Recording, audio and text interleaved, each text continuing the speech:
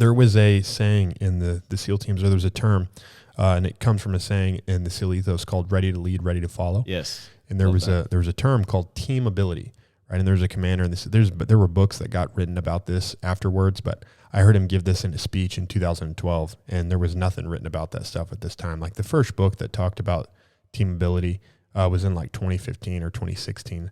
I'm trying to give credit to the SEAL teams on this, because I think they really developed this way of thinking, or at least one of the major developers in it. But anyways, teamability is being ready to lead and ready to follow in any situation, right? Because this is the way SEAL platoons operate, where one man will be in charge of a certain part of the operation, and then we move into the next phase of the operation, and he's no longer in charge. Right. And this fluidness between leadership and fellowship makes a really great team. So like if we were jumping out of a plane, Garrett was in charge. Right. And then we get on the ground, I'm no longer in charge anymore. Like right. And that now the chief is in charge, now the LT is in charge.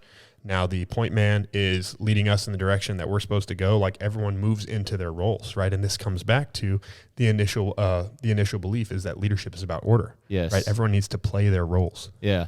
Now it's interesting. So you said that, and people may not know that because I don't think we've talked about, but you were a jump master. Right. So you, like you said, in any plane, no matter how high. Yeah. It doesn't matter if like an 07 is on the plane with me. If we're jumping out, I'm in charge. The jump master is in charge of jump operations. You're not jumping off this plane unless I say so, and you're doing it when I say. And you also said that you guys had your structures were broken down into what you had, like swim pairs or what? Yeah, well, there's again within a group of 20 guys, there is a split or bifurcation of, now you get split into squads. You got 8 guys over here, you got 8 guys over there, and in that squad there's a fire team. There's 2 different fire teams of 4 guys, and one of those fire teams is the senior fire team. Right. And within that fire team is 2 shooting pairs, or in BUD/S you call them swim buddies, but on the battlefield there's shooting pairs. But there's 2 shooting pairs within a fire team, and of those shooting pairs, there's a senior shooting pair of the 4 guys, and then within the shooting pair of you 2 guys, one of them is the senior guy. Yeah. Right. There is this constant breakdown. Yes. Of. It's like I was a squad leader, but I was a junior squad leader in my platoon. So like if my LPO had gotten shot, the other squad leader was the next man up, right? But when the LPO would oftentimes give direction by squad, like that squad goes over there, my squad goes over here. And then I would break us up by fire team. Okay, like fire team A is going to go over here, fire team B is going to go over there. I'm leading fire team A, but now I've sent off B fire team leader to go over and take that next building or take that next high ground, and he's going to go over there and he's in charge until I call him back and he rejoins the unit, and now he's back under my leadership.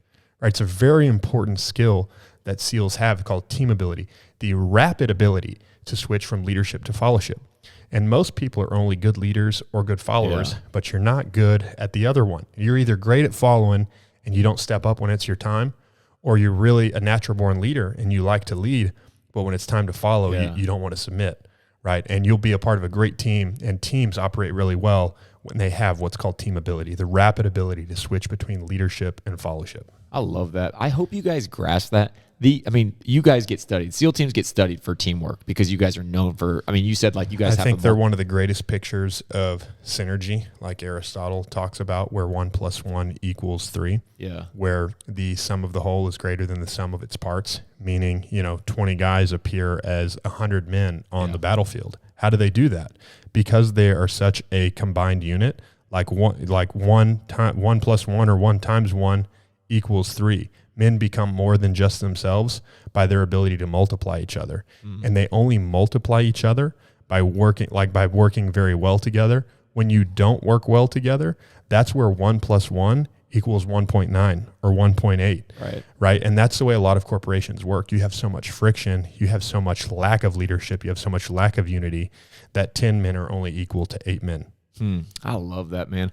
I hope people grasp that. What we're saying when we talk about how leadership is about order, when you're talking about the most elite teams in the world, and when Garrett touched on 20 men come across as 100, he didn't share it, but like we've talked about it offline, they would intercept communications. There's a lot of examples of SEAL teams going through this on the battlefield where we had the tools, we would have aircraft overhead that could interpret the enemy's radio. We had so many, was not a fair fight.